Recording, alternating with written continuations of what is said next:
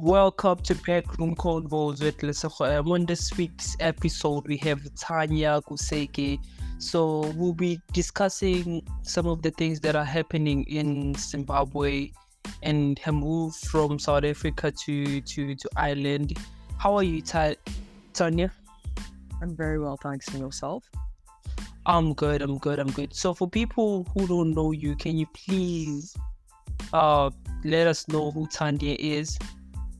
Sure. So my name is Tanya Kaseke. I was born and raised in South Africa, and both of my parents are Zimbabwean. I've been a freelance journalist and activist since 2015, and I am 19. Bro, before we can start with everything, bro, like your accent, bro. Can you talk about the accent? Oh, the questions on my accent come and go quite often, but I think the only thing that I can say is that as a black child who went to private school, you definitely do get accustomed to learning to speak in different accents and code switching quite frequently.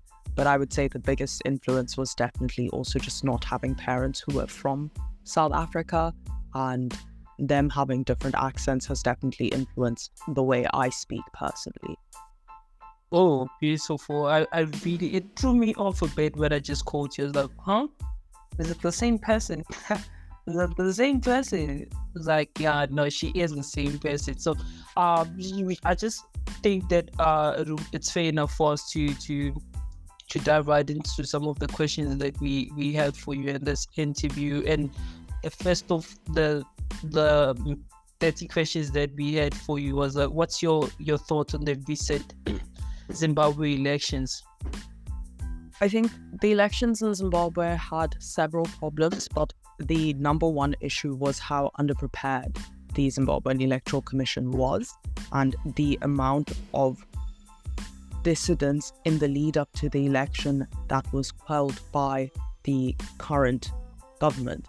So essentially, the biggest problem that I had as someone in the diaspora was to see that I couldn't find anything on the news regularly updating me. That was incredibly frustrating. And in an election, and in any election, I think it's only fair for the people from that country and in that country to be able to consistently keep up with the results and with the polling numbers. The second issue was that the election was supposed to take place on Wednesday and on Wednesday alone. But because certain voting stations didn't have enough ballot papers, people were unable to vote, and voting was therefore extended to Wednesday. And the third thing was that these problems occurred primarily in opposition strongholds, and even outside of opposition strongholds, there were people who had registered to vote and got to voting stations and found that their names weren't on the voters' roll. It's incredibly unfair, and not only is it undemocratic, but it's a continuation of the situation that has been happening in Zimbabwe for the last 20, 30 odd years. I hear you. So like listening to you speak at this moment, do you feel like the current elections were rigged for Mnangagwa to win? I definitely do believe that the elections were rigged, and not even just in the literal sense to say that Mnangagwa himself put himself in a position to win the election, but you cannot say that the election was not rigged, because the way voting stations were understocked and underprepared only favored Mnangagwa to win that election. So regardless of whether or not he played a part in it, the election itself was rigged because it wasn't fair to anyone who wanted to vote for either party. And I know like this is me going out of the questions, but this is out of interest to say, like, what do you think may be the reason of this being rigged? The election is being rigged.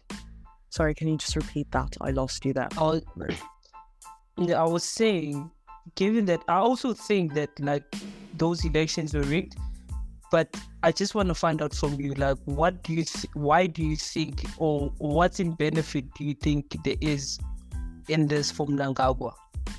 Well, I think coming out of the previous general election, there were a lot of promises that were made to Zimbabwean people regarding the bettering of the situation with human rights, the easing of economic pressures on the Zimbabwean people, and essentially repairing the damages that were done by Mugabe's government.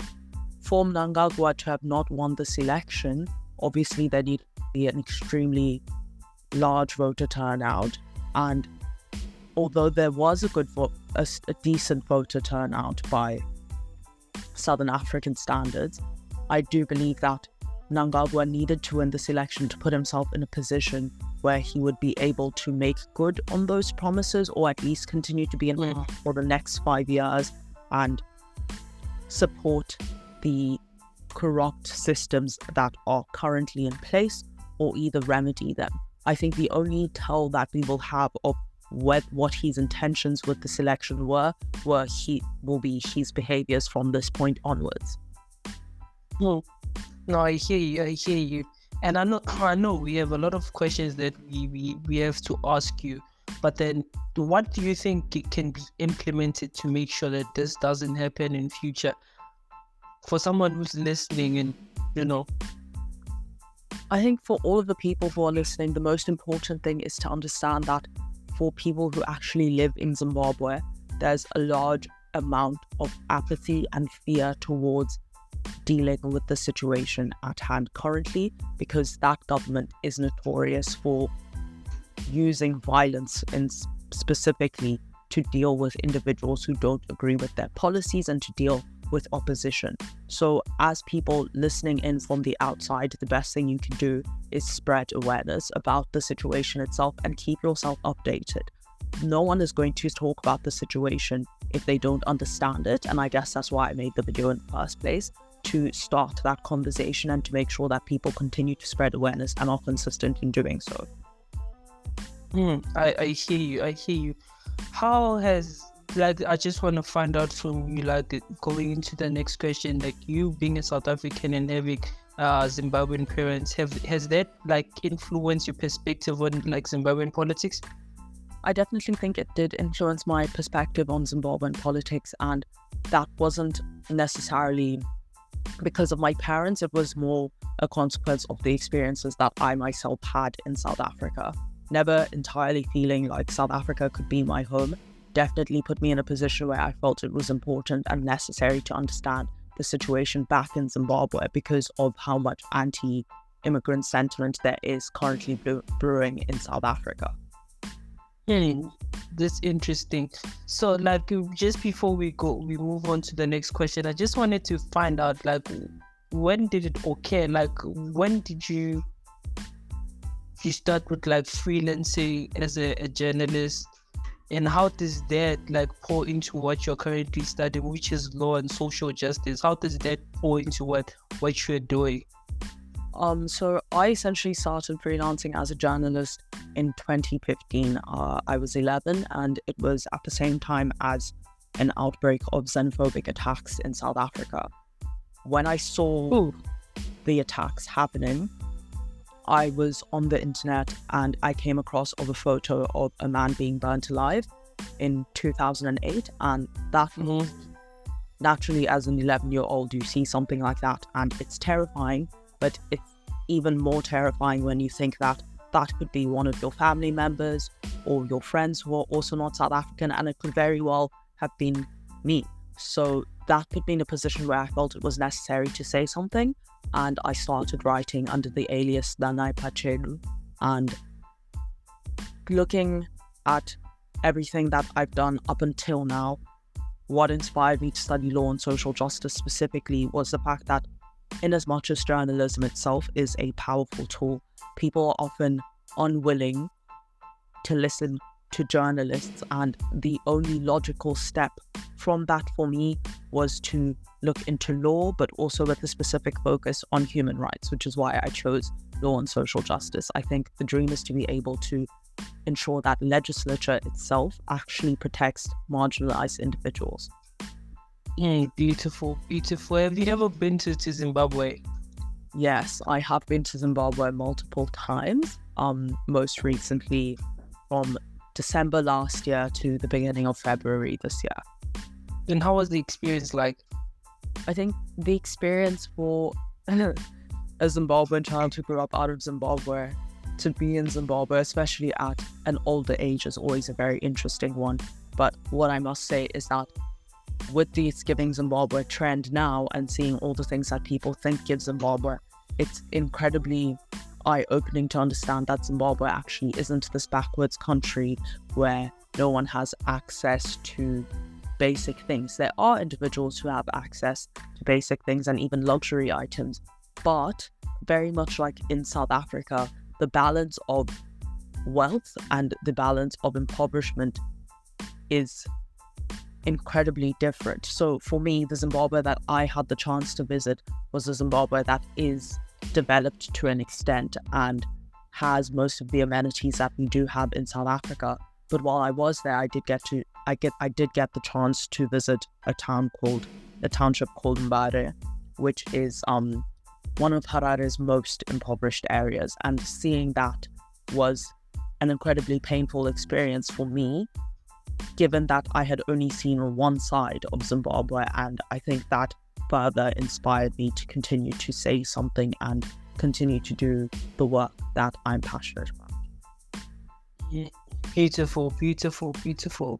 So before I go into the next question, I just wanted to find out from you, currently, and I just want your input on this. So currently I've learned that, China, it's on its 14th year of its 5-year plan. So each and every president that comes into power, they give them a 5-year plan. The same way they did with, like, I don't know if you know of like the Truman's 5-year plan, of which he had, and they had to like, also China had something similar to that every president that comes into power, they give them a 5-year plan, and it's been going on for like 14 years. Do you think maybe some of those things we need to use them as case studies in places like South Africa and Zimbabwe to make sure that like we achieve some of these things that we set for ourselves? And like, this is me asking from a standpoint of like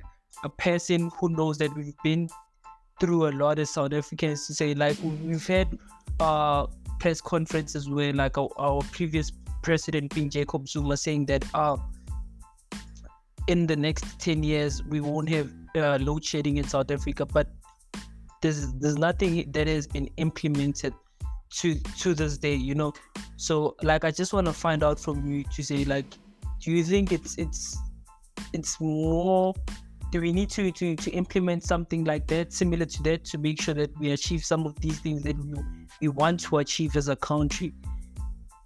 I definitely think so. I think in Africa in its entirety, the problem isn't necessarily that presidents don't have plans, because of course presidents make plans and they publish these plans to make sure that the electorate continues to vote for them. However, I think as African people, and a large majority of the African population is ill-informed about a lot of these plans, and that largely is the fault of the media, but also the government for not actually going through with the plans themselves. I think what needs to happen in Africa is that there needs to be collective movements across the continent to ensure that these plans are made and then implemented. The best body for things like that to happen through would be a body like the African Union, because similar to the European Union, as one body, we would be able to make those plans and then ensure that they are followed through on, and there would be a union to actually hold accountable. But even just on a national basis, it is incredibly important that everyone has access to information about what the government has promised, and when the government fails to deliver on those promises, it is important that people are aware of that. And I guess that ensuring that happens lies largely in the hands of people who do have a voice and who can hold governments accountable. That's interesting. Like, I just wanted to ask you another question. Like, what do you think? Because someone was saying something about like dictatorship, like having someone like Kim Jong-un, or who's that, or someone like Putin, like, because in South Africa everybody is like we're living in a kleptomaniac state at the moment, right? Because every politician is just looting money for their own benefit, and it's not for the people, And I recently learned that, everything that China has as part, like everything that, for example, the Alibaba story with Jack Ma, and everything that he makes pours into the people of where he comes from, and looking at that on having dictatorship leadership. Do you think that we need to have something similar to what China has as far as like leadership? And or do you think maybe democracy is still the way, but we need to make adjustment to it so we can move forward as Africans? On a personal level, I do believe that democracy is the fairest system of rule. However, what I will say is that from an objective, in a lot of scenarios, a strong dictatorship is much better than a weak democracy. And the reason for that is, for example, like in South Africa, what we have is a democracy that is not entirely representative, and that's because the majority that votes for the ANC is also a relative majority. The opposition itself is so divided that the people cannot stand behind one figure to actually implement change, and that's why parties like ZANU-PF continue to win. For democracy to actually function, there are three essential parts. The first one is participation. So that means that everybody, or as many people as possible, are registering to vote and actually do vote. The second part of that is representation. So that means that the majority of people that are voting are not just people that have access to information, but people that truly represent the demographics of the country itself. And the third part is accountability, which is where I think many African states are lacking.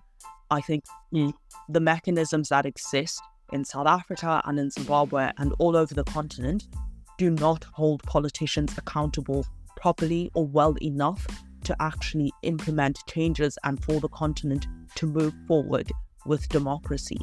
So I definitely do believe as a people, we need to invest in a good democracy as opposed to being satisfied with weak democracy. People need to start having these important conversations about how exactly it is we ought to move forward.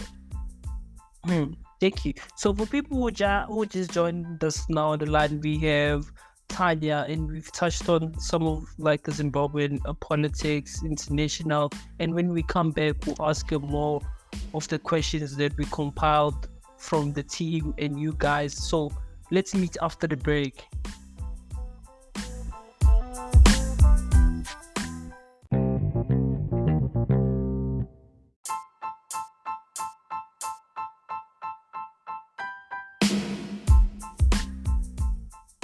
Welcome back to BackRoomConvo with Lesebo. I'm on the line. We have Tanya Kaseke, and we've had her for the past 15 minutes, and he's answering some of the questions that we had for her. I know, like, I just went off course with some of the questions that I genuinely found interesting, and I wanted to ask, and she couldn't answer some of the questions that we compiled to ask her. So, Tanya, can you hear me? Yes, I can.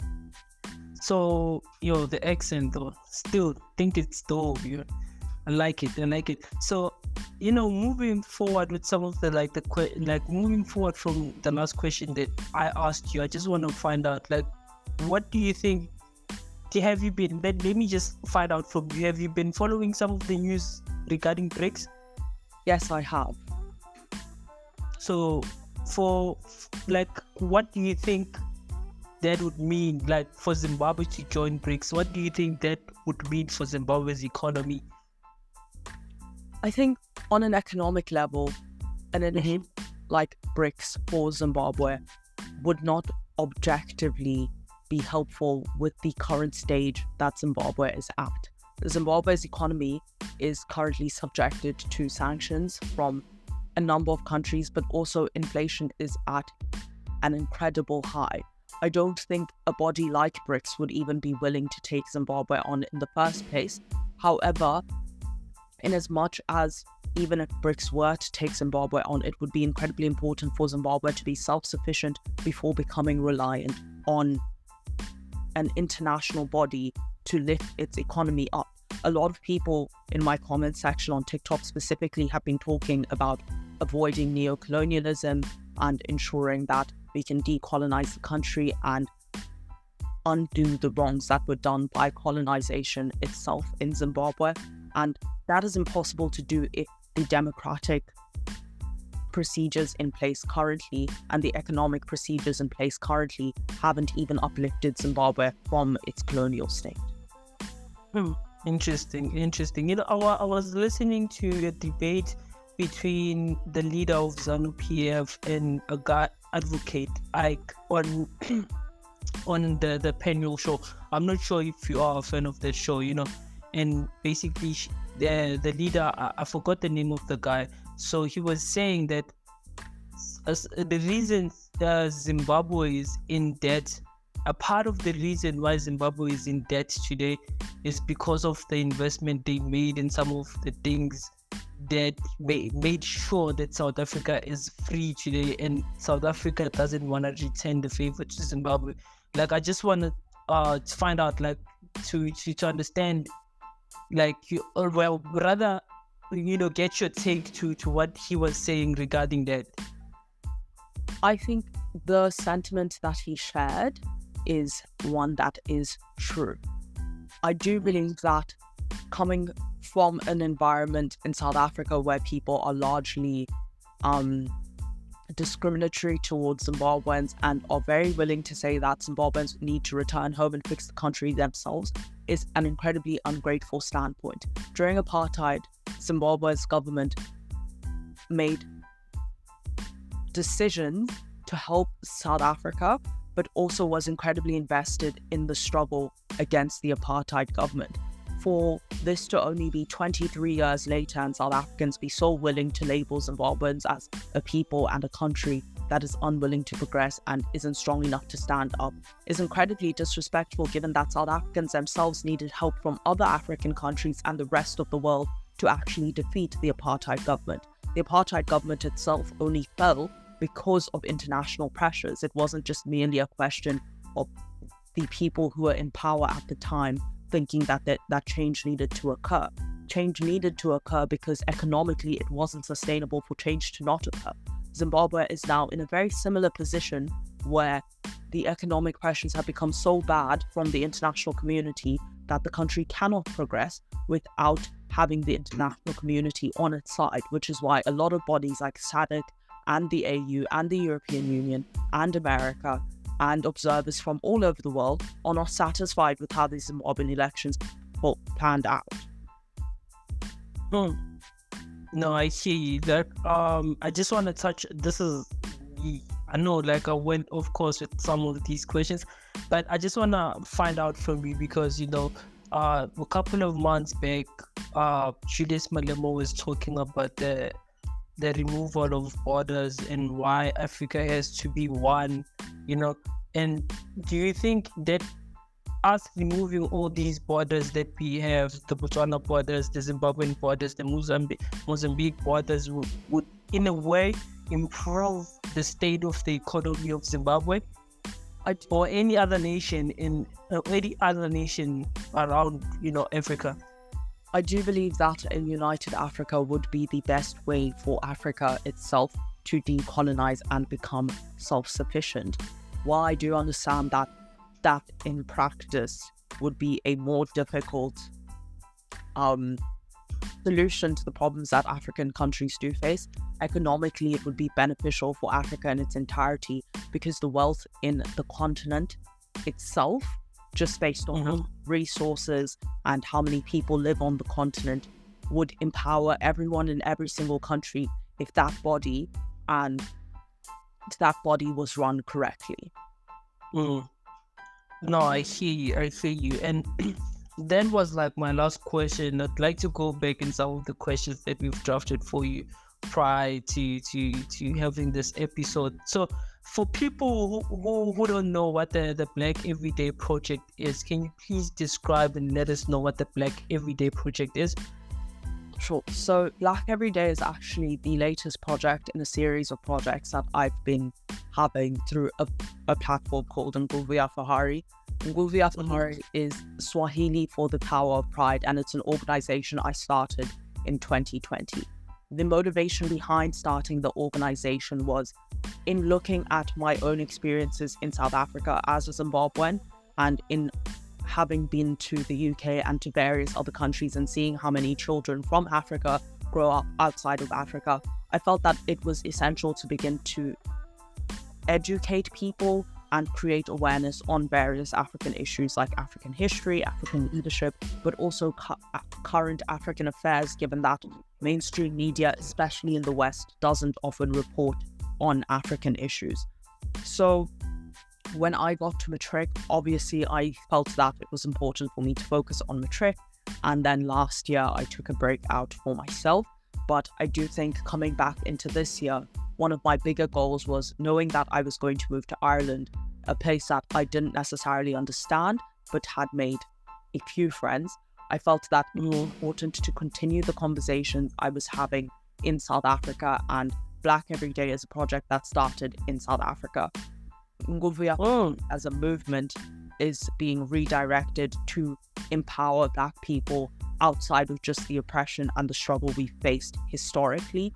And for me, the best way to do that is to have conversations with creative individuals, with young people who run businesses, with young people who are in university, and understand what it's like for them on a day-to-day basis to be Black. Because it's not every single day that you feel that you are oppressed and that you are fighting against essentially not having the privileges that people of many other races face. However, we can still have those discussions in a positive light where we focus on the successes of Black people at all levels of success. I think we find that often Black excellence within and of itself is something that was created to empower us, but now the only way we see Black people is when they are excellent. And I don't believe that's fair. I think Black people at all levels of success need to be celebrated and promoted. And I want Black Every Day to be a space in which we can celebrate the work of small creators and small businesses and individuals who are, for lack of a better word, ordinary, because that's what Black people need to continue to see themselves as. We don't necessarily need to be excellent. We just need to be ordinary, because members of many other races are afforded the comfortability of just being ordinary. They don't have this extreme social pressure placed on them to be the best all the time. And in as much as it would be lovely for everyone to be the best all the time, that creates unhealthy competition in environments that already have unhealthy competition, specifically like the creative space. Oh, interesting. So like, what are some of the tools that you think you need to make sure that the voice behind the Black Everyday project is amplified? I think definitely the number one thing is just engagement. It's incredibly frustrating to pursue any social cause on social media, because some things will be engaged with and others will not be engaged with, and that makes it very hard to be consistent. But to have a consistent and engaged audience that asks questions is always the best response to any social initiative, but also just people who are willing to be involved. The biggest resource that Black Every Day needs is individuals who want to be interviewed, individuals who want to put their work out there, people with businesses who feel that their business needs an extra boost. So yeah. And of course, promotionally, just having photographers and videographers has been my biggest struggle. People who are willing to do the work without pay, because essentially it is a non-profit project. So it's very difficult to actually find individuals who want to be involved without pay. Have you ever, have you ever thought about like maybe being part of collaboration with like greater platforms such as Miss World South Africa, that is for, women and like all of that, and it embodies that behind it? Have you ever like thought about that, to say maybe if I can collaborate with those platforms to make sure that the voice behind the Black Everyday project is amplified? I definitely do think I've considered collaborating with such platforms. However, my focus in terms of collaboration has also been trying to ensure that the platforms that I choose to collaborate with and the creators that I choose to collaborate with are individuals who objectively understand the struggles that Black people face and are also Black-owned and Black-run. I do think it's important for that to be a factor that is considered. However, I have started to become more open to working with non-Black individuals, and that's just because I think in a globalized world and in the current social media climate especially, there are a number of non-Black people and who understand the struggles that Black people face and are willing to contribute to the movement. I think it's just a matter of ensuring that anyone that I collaborate with fully understands what we're trying to do and is also passionate about seeing that goal be achieved. I see. So, like, what are some of like the positive changes that you wish to see in Zimbabwean political landscape in future?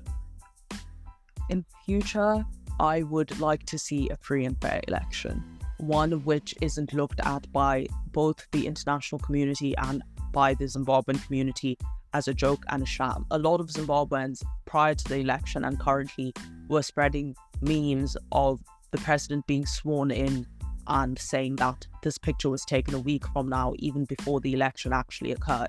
And as much as making light of a situation is incredibly helpful and eases the pressure and the pain that some people feel, I think it also detracts from our ability to have meaningful discourse. So ideally, that's the first that I'd like to see in Zimbabwe, a situation where an election can be free and fair.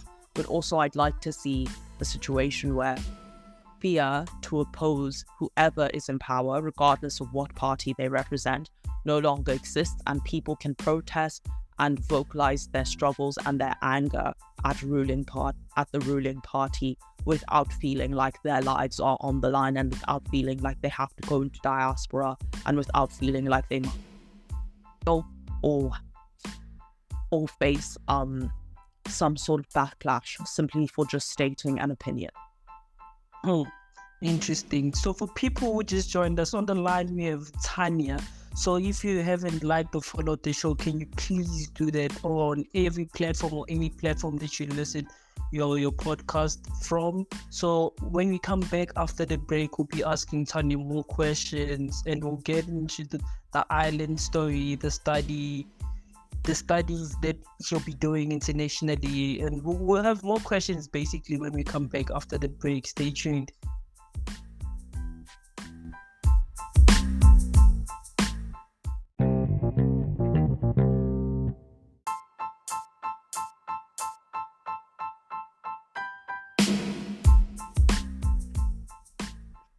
Welcome back to BackRoomConvo with Lesego, and I'm on the line. We have Tanya Kaseke. We've had her for the past 30 minutes now, and she's been answering some of the questions that we had for her.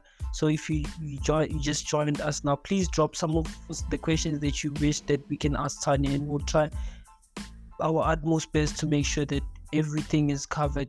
So Tanya, I just want to get into like your move from South Africa to Ireland. What inspired the move?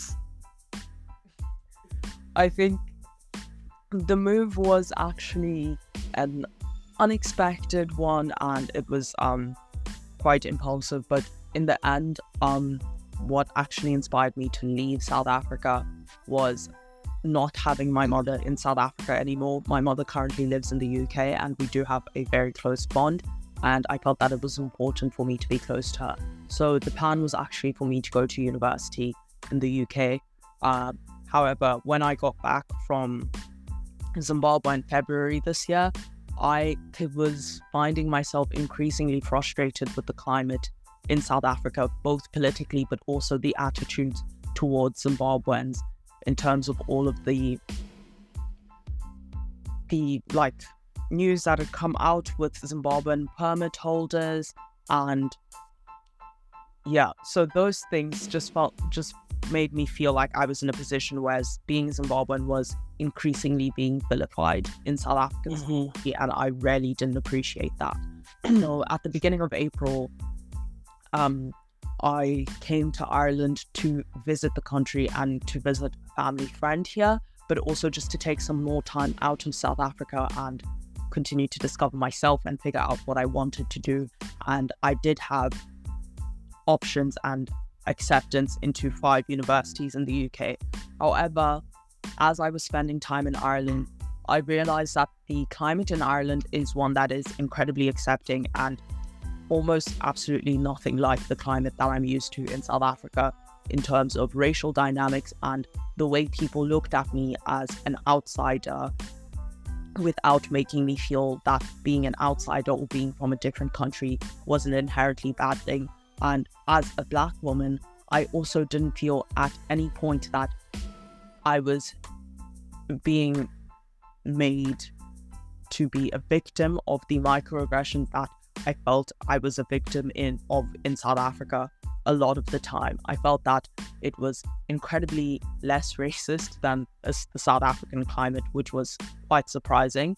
And of course, I also made friends in Ireland and I met my boyfriend in Ireland. So having done those things, I then applied to university here. And the final deciding factor was when I was offered a tuition fee reduction scholarship for the Irish university that I applied to. International student tuition is incredibly expensive, so to be offered money off of my tuition after having applied to UK scholarships and not being offered any of those scholarships, Ireland then became my first choice. Oh, beautiful. So do you notice any significances between the approach to social justice between South Africa and Ireland? I think definitely I do need to investigate more about the social justice climate in Ireland itself. However, what I do enjoy is knowing that historically Irish people and Ireland itself has a background in terms of standing up to colonial pressure and successfully liberating itself from those colonial pressures. I think right now in Ireland, people are very vocal about some of the struggles they face regarding the housing crisis, as well as how they feel about issues of religion. And although objectively some might say that Ireland is a conservative country, it has made massive strides in the last couple of decades.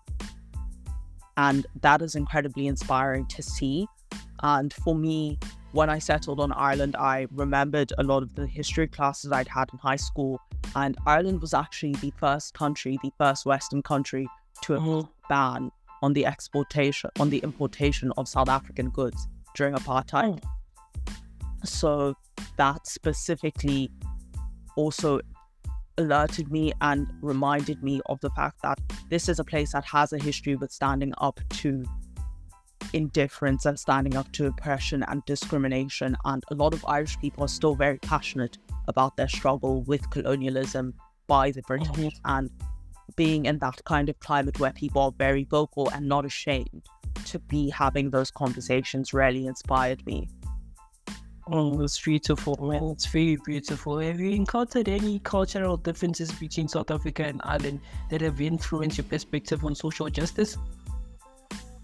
I would say the biggest cultural difference I've encountered is racism in Ireland specifically. I think the way that South Africa and historically South Africans were racist is incredibly different.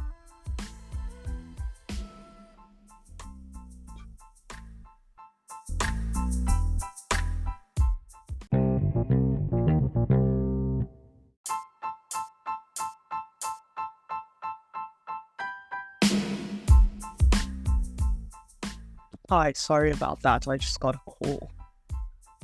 No, it's fine.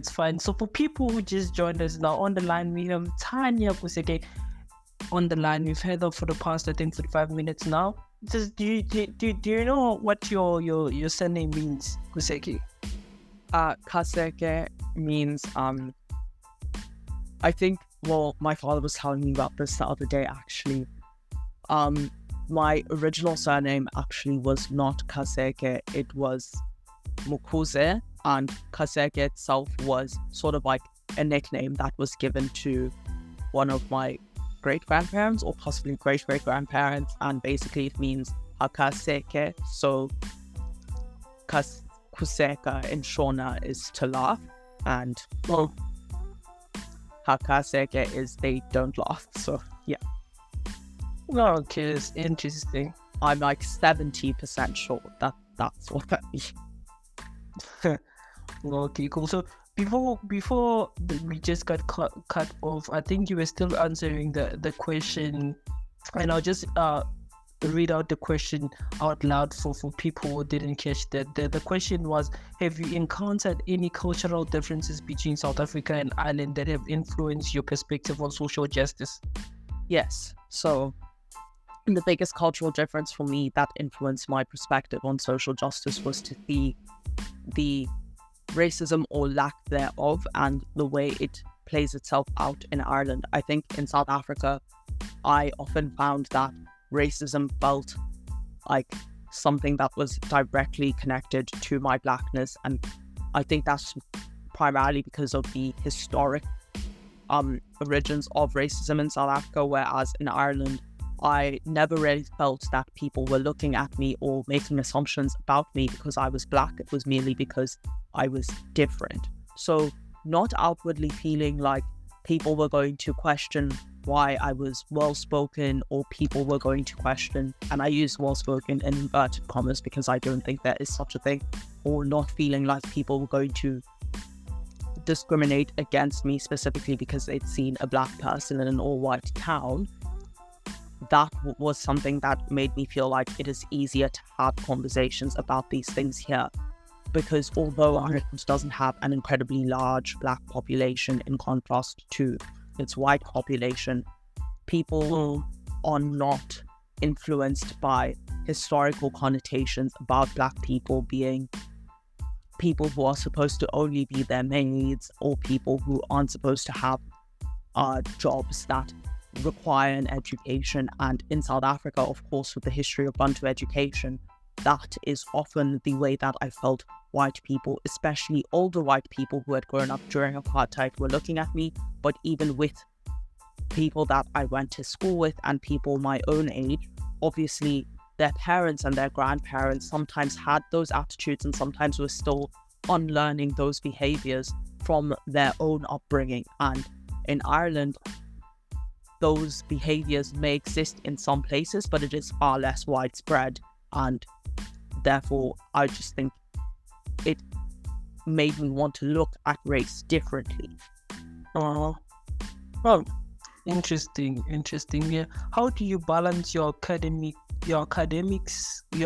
goal with activism and community involvement? I've always found it very difficult to balance those two. I think I'm very lucky to go to a high school that supported my activism and was very interested in the work that I was able to do. But the biggest thing is ensuring that, and my mother as well helping me ensure that, as much as activism can be my passion and as much as activism can be my goal, I'm better enabled to have a voice and to actually help people and make a meaningful difference if I am educated. So keeping that in mind has always been my number one priority. And from then on, studying and also now studying something that I'm interested in and making sure I always found the sort of similarities and parallels between the work I was doing in school and the work I needed to do in the real world. It really helps just keep you grounded, because every single thing you learn on a daily basis can help you discuss or gain perspective on any issue if you're willing to see it that way. Okay. So what inspired you to become an advocate of social justice? I think the biggest inspiration was just to see that it's not a conversation that many people want to have. I think everyone can be an advocate for social justice, but not everyone wants to actually have those conversations.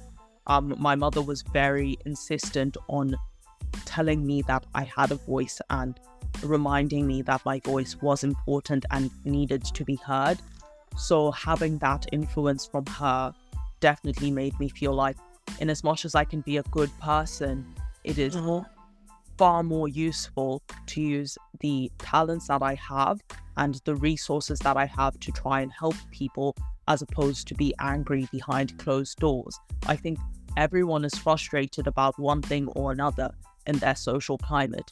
It's what you do with that frustration. And for me, the thing that I was able to do, and the thing that I have still been able to do, is to just use the tools at my disposal to dispel that anger. Well, truth. No, I hear you. And I think I'll just take a pause a bit on the questions that I have. And now, seeing you and listening to you talk made me want to ask a question, that's been going around, because I'm close with people that are big on mental wellness, and I just want to find out from you if mental health is a thing in your life, and what's your take in feminism? I think mental health has always been a thing in my life. It's something that I've struggled with for a very long time. And especially as a woman, I think it's incredibly hard to not feel sometimes that my mental health and the struggles I have with my mental health are not portrayed as weakness or as moodiness or as a manifestation of my hormones. For me, it is incredibly important, especially in Black spaces, to have conversations about mental health, because historically we have not had those conversations, and mental health has often been dismissed as insanity or laziness or a lack of ability, right? Desire to want to achieve something, when genuinely it's something that is completely out of anyone's control. So for me, beginning to have that conversation, while it's been difficult just because of the connotations that Black families do place on people's mental health, it has been an important conversation and a healthy one for me to have. Cool. Yeah, no, like I do hear you. And I just like how you're so articulate with everything you say. So you were still answering. Did I disturb? I'm so sorry. No, it's okay. You can continue. So yeah, I just wanted to get into like social feminism, to touch on feminism and your take around what feminism is done in a couple of months or years, and like I just want to get your take on that. Sure. For a while, I did find myself not wanting to identify as a feminist, and when I say that, I don't mean that I didn't believe in feminism itself. Mm-hmm. I think having read a number of books, I continuously felt that feminism was a movement that hadn't been designed or for women of color, and I'm extremely happy that women of color are now being involved in the conversation. So I don't necessarily identify as a feminist, but I prefer to identify as an intersectional feminist, because I think feminism within and of itself will always be a good thing. Wanting equality between genders will always be a good thing, but we're now living in a generation where people have different needs, people have different identities, and we cannot have conversations about inequality in a blanket sense. There is no blanket solution for women. There is no blanket solution for non-binary people. There is no blanket solution for trans people. There is no blanket solution for women of color, because Indian women will have different struggles to Black women. Black women will have different struggles to Asian women, and so on and so forth. So I think the era that we're in now with feminism is an incredibly important one, where we are beginning to discuss the differences between the realities for different women. And the feminism that I choose to invest in is one that would also empower Black women themselves, because Black women, and especially Black queer women, are often placed in positions where they are unable to engage in discussions about feminism, because those discussions are not specifically catered to them, and even if they are not specifically catered to them, they don't even recognize the differences and the oppression that Black women and Black queer women face. Bro, bro, you're good, bro. She's too good, bro. Like I just admire how she knows how to articulate such things, bro. I like that about you, bro. And just listening to you speak, I just have a lot in my mind to ask, but it's fine. I do have your number, so I think some of the conversation we'll have off air, But I just wanted to let you know, like, I really appreciate how you think, how you put things into perspective, for people who's not as informed as you, It's like, what are some of the books that you're currently reading? I am actually not currently reading one singular thing. I have been trying to finish a book called A Sunday at the Pool in Kigali. I think it's by Gil Courtmanche. It's about the Rwandan genocide. I do believe it is historical fiction. Another book that I have been revisiting is Things Fall Apart by Chinua Achebe. Yeah. And there are a number of things on my list, but the first one, A Sunday at the Pool in Kigali, is definitely number one. Right now, I've actually been trying to focus on doing more non-fiction reading, just because, in as much as I can find the similarities in fiction to real life, I think it is very important to do research and have, facts. So, yeah. No, I see. And in your answer, you happen to mention something about genocide, Do you mind if I ask you something around it? Yes, that's not a problem. Okay, cool. So, I don't know if you saw Elon Musk's tweet about, EFF and genocide, and why Israel is not doing anything about it. So, before we get into it, can you please break what genocide is and what your take is from Elon's perspective and your thoughts? So, a genocide is, I believe, defined as the targeting of individuals from a specific group with the aim of eliminating that group from a society. So, you've got examples in Rwanda, you've got examples with the Holocaust. The Ndebele people in Zimbabwe, I believe, were targeted through the 1980s and the 1990s. Examples all over the world. And with the Rohingya, there's also that example. And in China, there also has been a genocide occurring. So, those are the definitions for genocide and examples to look at. I just lost track of the second part of your question there, sorry. So the question was the Elon Musk tweet. What are your thoughts on it? Oh yeah, Elon Musk. I first of all don't believe that a man like Elon Musk has any place to speak on South African politics when he himself has done so little to invest in South Africa and engage in discussions about South African politics when they don't directly affect him. To say that there's a white genocide in South Africa is not only factually incorrect, but it is deeply disrespectful to the harms that Black people faced during apartheid and the motivations for why people sing the songs that they do and the struggle songs that they do sing. I think the responses to Elon Musk's tweets speak for themselves. But as an individual, I do think that Mr. Musk needs to reevaluate his opinions and his beliefs, because it's not a white genocide. It can never be a genocide in a situation where there aren't even that many white people being killed. There has been no active mobilization of a large group of people who have then been told, go out now and collect retributions for the struggles that we faced during apartheid in the form of killing white people.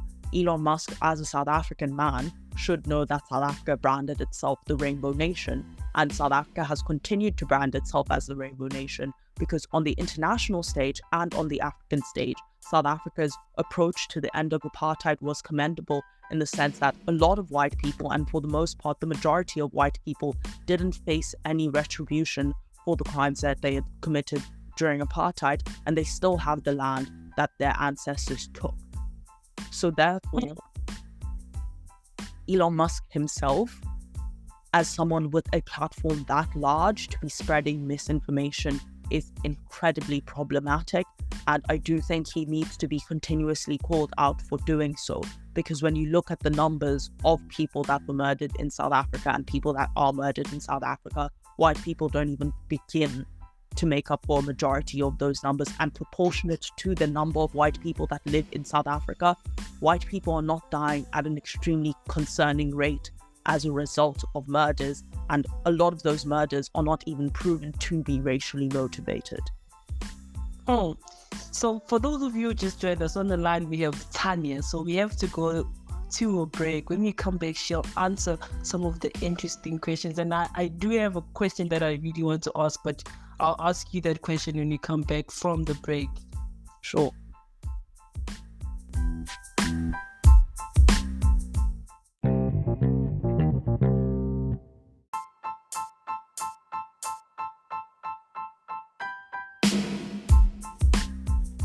Hello.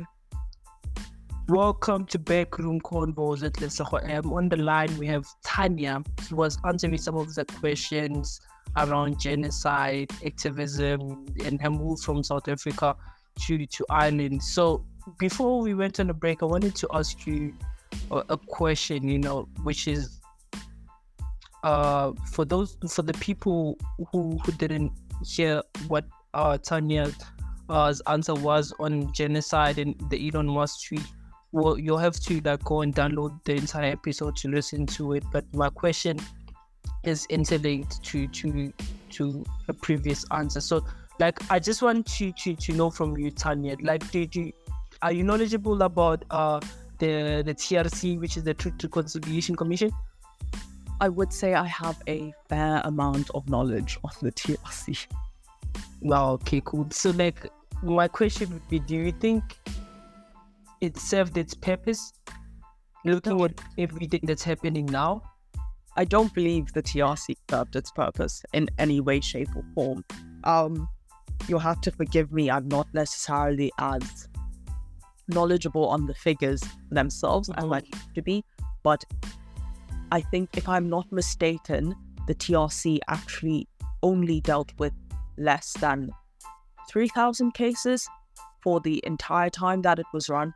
First of all, in terms of resources, the TRC was a huge overshot in resources that could have been used to actually help people. But secondly, to give such a small portion of people forgiveness for crimes that were committed against human beings and not deal with the issue in its entirety set South Africa back to an extent, because the TRC only therefore served tokenistic purposes. It showed that, yes, people were willing to forgive, but a lot of people were unable to forgive because the TRC simply just never got to their cases or never dealt with their cases. A body like that could have never effectively addressed the concerns and handled the pain and frustration that South Africans have been decades under the apartheid government. So I don't think that the TRC served its purpose in any way, shape, or form. Yes, it created truth and reconciliation for some people, but for the vast majority of South Africans, it didn't achieve that. Interesting. So what are some of the things you think, looking at the state of our nation as it is now, what do you think are some of the things that could be implemented to make sure that there is reconciliation or whatever that we need to heal as a nation and move past the past, I think for South Africa to heal as a nation, it is incredibly important that, especially in schools and in the workplace, diversity training and sensitivity training is implemented effectively and is well run and is run in a way that ensures that people are actually listening to understand and implement the things that they learn. A lot of the things that happen on a day-to-day basis in South Africa for a person of colour and as a black person can make you feel small and belittled in the eyes of belittled in the eyes of white people and belittled in the eyes of powerful institutions, simply because the mechanisms that could be put in place to actually ensure that people can feel comfortable in the workplace are not there. As late as 2015, my brother private school was made to cut off his dreadlocks because he felt that the school itself was incredibly discriminatory to his hairstyle, and we've seen so many stories like that in South Africa. And it's not even just the school's governing bodies themselves. A lot of the things that children say to each other at schools that are multicultural and multiracial are incredibly insensitive and offensive to the psyche of young Black children and of young children of colour growing up in those environments. Until we can conducively ensure that children are not put in positions where they are learning from the get-go what stereotypes are associated with their race, we can never move forward as a country and heal, because our children are not growing up in an environment where they feel comfortable to express their pride and their real experiences in the country without feeling like they are going to continue to be marginalized. So I do think it's very important for training against microaggressions to occur, but also repairing the specific damages in terms of the land agreements and getting people their land back is also a very important thing in terms of the symbolism of how much land was taken away from South African people and how much people were displaced by apartheid. People continue to be displaced by apartheid so many years later, and absolutely nothing has been done to remedy that. Oh, no, thank you for that beautiful answer. I just want to again and add on to the question that I was asking. There's people, I was listening as I was saying that, to Advocate Ike in that debate, he was speaking about, the history, to say like, there's so much history that we learn in the curriculum now about people like Hitler, but there's less history about our very own people. He touched on issues such as, the kids don't know what Swahili is, or like the background, the history behind that. They don't know like the Ngoni languages or how they relate. There's Ndebelers in Zimbabwe, there's Ndebelers in South Africa. The interlink, like the connection between those Ndebelers there and here. They don't know that, but they do know about the history. They know about the Cold War, the superpowers. They do know about that. And like, I just want to, get your take on that. Do you think it's necessary that we get more of our own history injected into our curriculum, or we need to just have our own history as an addition to whatever that's being implemented in the curriculum? I think the history curriculum specifically in South Africa needs to be overhauled. I just think there is not enough education about Africa in its entirety.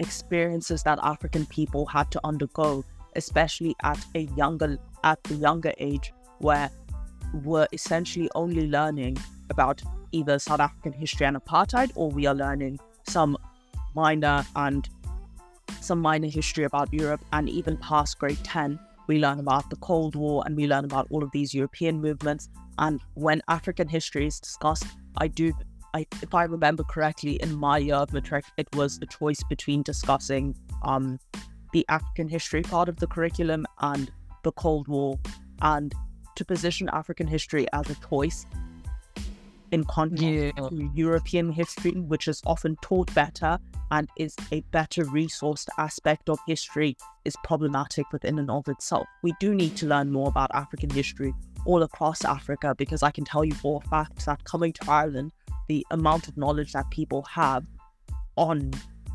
African history and on South African history is near non-existent. And I have friends from all over Europe who know very little about Africa itself. Africans know more about African history. And yes, in as much as it is beneficial to understand the history of Europe, we cannot begin to understand the history of Africa and where it needs to go and how to better Africa as a continent if we don't even understand the true effect that colonization did have on our people. Well, thank you for that. So I was, I'm referencing Julius Malemo on this again. He was speaking something about, having Swahili as part of, one of our official languages in South Africa, because it can serve as a bridge language between people in, there's people who speak Swahili in Zimbabwe, people who speak Swahili in Mozambique. So he feels that if we were to say we are taking down the borders, we need to also look into issues such as having that introduced into our educational system, having Swahili as part of our official language. What's your take on that? I do believe that Swahili is something that would be an effective implementation in the South African curriculum and also in the South African list of official languages. The reason I chose Swahili as a Swahili name for my organization was because Swahili is a bridge between a lot of languages that are spoken in Africa. And the great thing about African languages, especially the Nguni languages, is that when you understand one, it is incredibly easy to communicate in another one. If we want Africa to be truly liberated, we also need to begin to see an African language, at least one African language, as a language that we can effectively use in conversation. And Swahili is an excellent starting point for that because it is incredibly adaptable to other African languages, and there are similarities between Swahili and a lot of the languages that we speak in Southern Africa. Interesting. So, I just have a lot of questions to ask you, but I'll just keep on asking my questions and the questions that were scripted. So this is the scripted question. Can you share any personal experience that have fueled your commitment to social justice? I think definitely in school and in just social situations, hearing what people have to say about African development and the issue of xenophobia in South Africa, and how often people made jokes about Zimbabweans being border jumpers or about Nigerians being scammers. All of those little jokes and the things people say in passing are the things that have made me want to commit to social advocacy and social justice, because it just shows the extent to which we are willing to degrade people and dehumanize them, and without thinking of the consequences that has on individuals on a day-to-day basis. I had a conversation with someone yesterday, a Zimbabwean girl who lives in Ireland, who was telling me that for so long she's kept quiet about feeling like xenophobic comments were being passed in her friend group with South Africans, because they made her incredibly uncomfortable and they were always made to be seen as jokes. And obviously, if the majority of people are making those jokes, you don't feel like it's okay to speak out. And having heard some of those jokes personally, and having been the victim of a lot of hate comments whenever I posted an article or been in an interview, has really inspired me to keep going, because in as much as it's difficult to hear a contrary opinion, those contrary opinions to me are fuel for the conversations that need to be had. Thank you for that answer. How do you stay motivated and resilient when you face these challenges in activism and in your studies? Staying motivated is resilient. Yeah, I think having a support system and having friends and family with beliefs that are alike, but also sometimes having friends and family with beliefs that are contrary to your own, because that motivation can only come from yourself at the end of the day. But when your friends and family can support you or challenge you to think more about your perspective and where you are in life and where you want to go in life, that's what continues to push me. I don't think I get it right 100% of the time, but it is an uphill battle. It's never just going to be a thing of I can wake up and feel motivated. And I do hope that one day, conversations like these aren't necessary, and they're conversations that we can look at as conversations about our history instead of conversations about our present. And the only way we can do that is to continue to have them. So I think it's really good that you do have a platform and that you are asking these questions of people regardless of what backgrounds they have, because these conversations do need a platform. So I'd like to commend you for that. Thank you. It feels good. It feels good when you say that. It feels good. So, how has your journey as an advocate for social justice evolved over the years? I think over the years, and specifically in the last 2 years, it's been incredibly difficult to transition from being not even essentially, I was a child when I started looking at issues of social justice. I was very young, and to a lot of people, I think my voice was an important one and a powerful one because I was so young and because I was young and willing to have the conversation. But now that I am almost 20, it's been very hard to look at myself as someone who still does have a voice, because in my head, in as much as I have grown up, I am still quite young. So evolving and becoming an adult who is still having the conversations is very difficult, because now a lot of people are more willing to attack me because it's not even a case of she's just a young speaking. I am now an adult, and I now do have to be responsible in terms of doing research and making sure that the opinions that I do hold, if I'm going to be putting them out there, are well researched, well thought out, and also sensitive to the people who are facing the issues that I'm actually speaking about.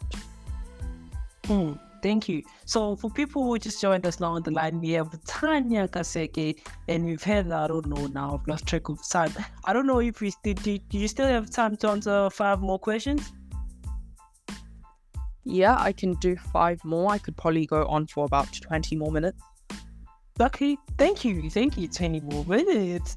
Okay, so we'll answer some of the questions that you guys had for when you come back from the break. Cheers.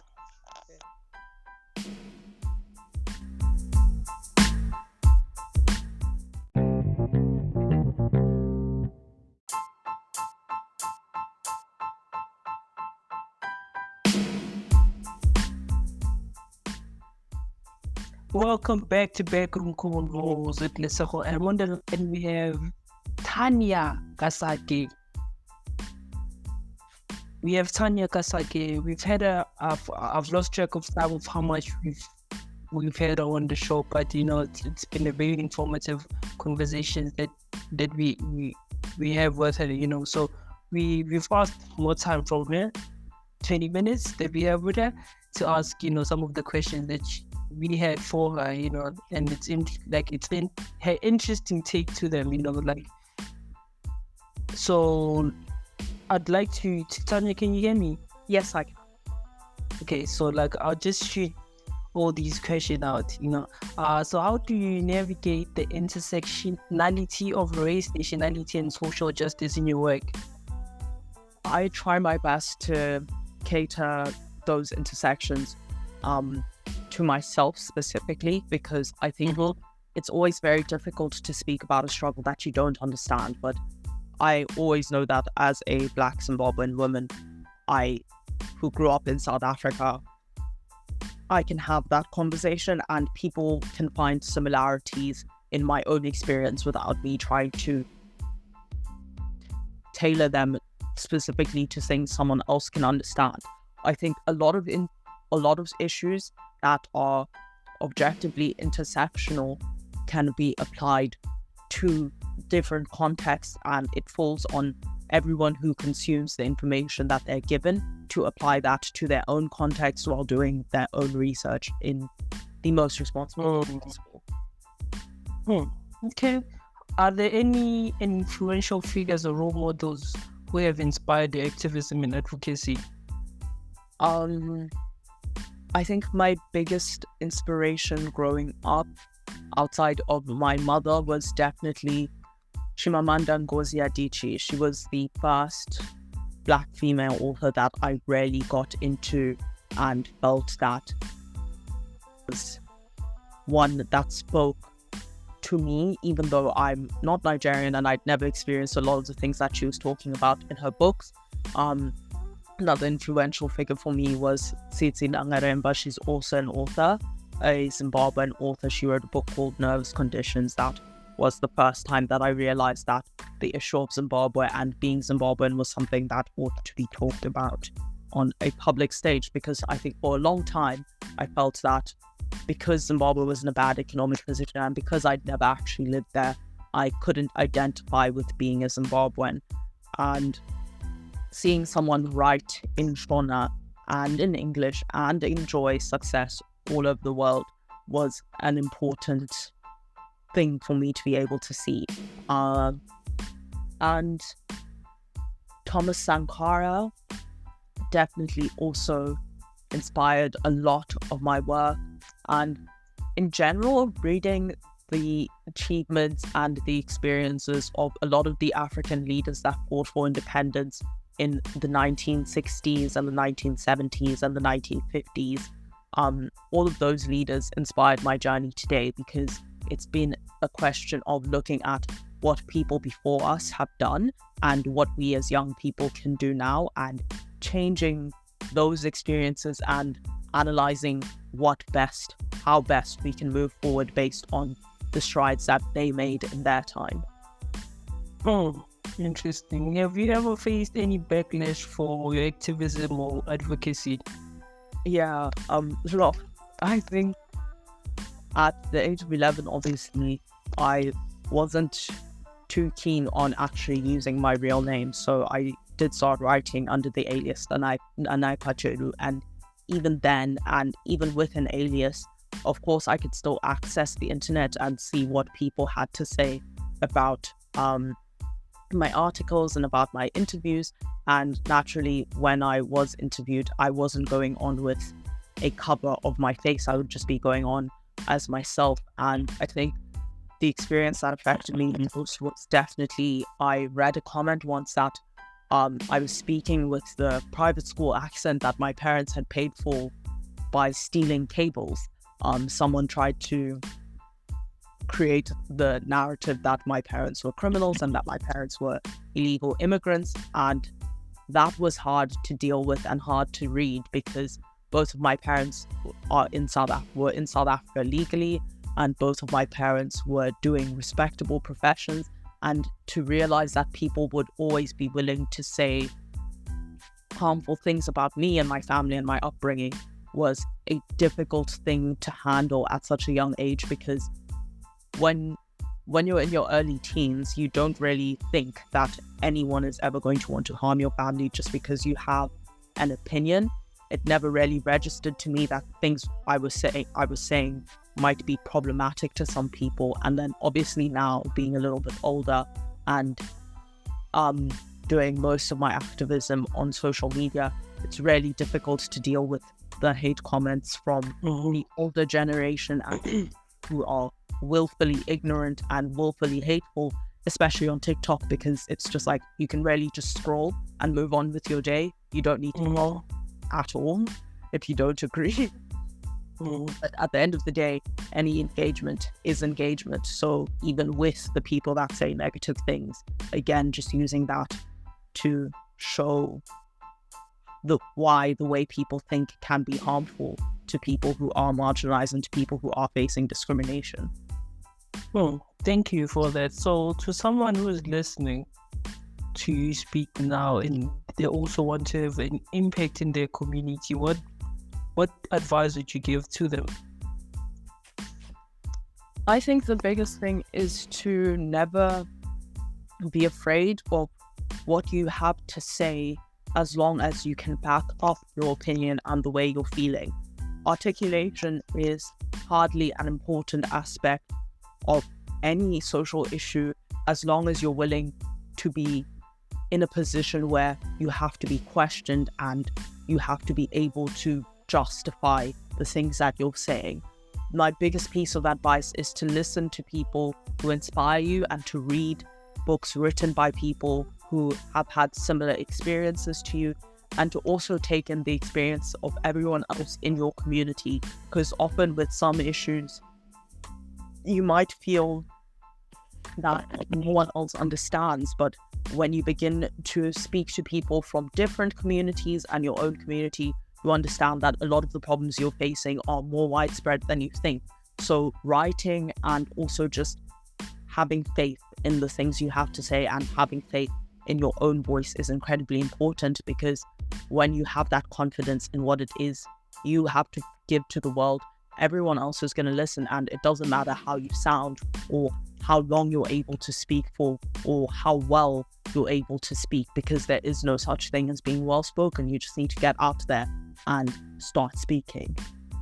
Oh, thank you for that. You sound like someone who's very introspective, and I just want to find out from you that how do you incorporate self-care and wellness in your busy schedule? Self-care is a very difficult one to incorporate, but I think the thing that I've been trying to do lately is to stay fit, so trying to run daily as much as I can. I think that's just like quiet time, and I also just do believe that self-care can look like anything. And for me right now, with everything that I need to do before the semester starts, self-care is making sure that I'm enjoying my shower product, that I really like the skincare that I'm using, also getting enough sleep and taking time out during the day to like watch my favorite show, or actually just like watch TikTok and just sit back and relax. Definitely exercising, staying fit, and also eating well. I think, yeah, that's my current self-care routine. Thank you for that. What are your long-term goals and aspirations in the field of law and social justice? The long-term goal is to definitely be a human rights lawyer for an international body, like the International Criminal Court or like the UN. I think specifically right now, my goal has always been the International Criminal Court, because when you look at the conviction rate of the court itself, it is incredibly fortunate demographically. Just a lot of Africans are brought to that court, and a lot of Africans are questioned in that court, but the world at large is not questioned in the same way that Africans are questioned. I think if we're going to have issues of human rights being put on the international stage, the people in that court need to represent international issues, and that goes beyond just persecuting African people who have committed crimes against humanity. That goes towards speaking to leaders in the West who have also perpetrated crimes against people in Africa and perpetrated crimes against people in their home countries. That goes to people who have perpetrated crimes in Asia and on any other continent. And in turn, I'd like to be doing pro bono work for Africans across the world to ensure that they are in a position, regardless of where they live in the world, to fight for their rights and to stay where they want to stay in an environment that is free from discrimination and continued prejudice. Oh, okay. So I just want to understand something, and this is regarding the sanctions against Zimbabwe by the United States. And, I just wanted to find out from you, do you know anything about because I have that the United States is not a part of the ICC, but it's currently holding sanctions against Zimbabwe. How does that work? I do believe, I'm not sure if the United States is a part of the ICC. I actually was not aware of that. However, well, it's not a part of the ICC. So, but how does that happen, given that it's not a part of it? I think the ICC itself isn't the body that imposes sanctions, and sanctions are imposed by nations as individual states, but a lot of the states that impose sanctions are either a part of NATO or a part of the UN, and bodies like the UN specifically are structured incredibly unfairly, because the UN's Security Council has 5 permanent members. None of those permanent members are from an African country, and those permanent members have the ability to veto solutions that are proposed for problems in developing countries. So a country like the US, which is a part of the 5 permanent members on the Security Council, has a disproportionate amount of power to influence the politics of countries on an international scale. And countries like the USA often impose their power on smaller nations like Zimbabwe and like many nations in Asia, because the UN, in as much as it is a good body for change, is not necessarily it has not necessarily been the most effective in ensuring that change actually does occur. The UN has a policy called responsibility to protect, which means that any UN member states can impose on the sovereignty of a nation if they feel that human rights are under threat. A case in which responsibility to protect could have been implemented was during the Rwandan genocide, where a lot of countries had been informed of the tensions that were brewing in Rwanda, and yet no one intervened. I think it's problematic that a nation like the USA can go ahead and impose sanctions on Zimbabwe when they've hardly tried to do anything to alleviate the struggle that people are facing in terms of human rights. Sanctions within and of themselves make the issues that people are facing economically so much worse, because it is evident that the government isn't committed to actually alleviating the economic pressures that exist. Thank you for that. So this is the last question. What does it mean what does being a part of the ICC mean for a nation? I think being a part of the ICC for a nation means that you are willing to hold individuals in positions of power and individuals who commit crimes on an international scale accountable when they come from your country, and having those agreements is incredibly beneficial to the populations in that country, because when bad things happen and when crimes against humanity are committed, those individuals can be held accountable on the international stage, which also gives attention to the victims of those crimes and ensures that everyone across the world is adequately informed about the issues that are taking place. But that being said, I don't think the ICC is used as effectively or at a scale that does justice to the amount of work and the amount of change that it could actually create. Thank you for that. It was a pleasure having you a part of the show. For me, it was a very informative conversation that you and I had, and I wish we could also have you more of you when we do have our video podcast, so people can get to see the person that we are talking with on the line at the moment. But I really appreciate you for having us sit down with us and letting us in how you think, and I appreciate you, Tanya. So for people who want to follow you on social media, what are your social handles? All of my social handles are Tanya Kaseke _. And when I say all of them, I mean Instagram and TikTok. My Twitter is not a platform that I use. Okay, cool then. So for those of you who want to follow her, can you please kindly do that on the handles that she dropped?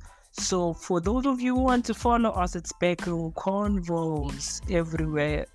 Look at me saying BackRoomConvos. It's Lesego M _MH everywhere. Lesego M _MH everywhere. It was a pleasure having you, Tanya. Have a great day. Thank you for having me. Have a great day too. Cheers.